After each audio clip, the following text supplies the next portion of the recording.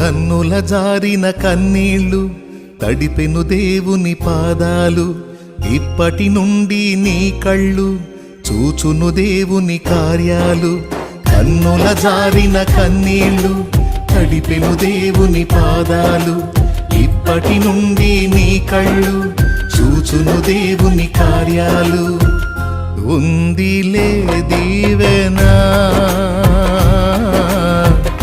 ఎందుక వేదన, పొందిన యాతన దేవుడే మరచునా.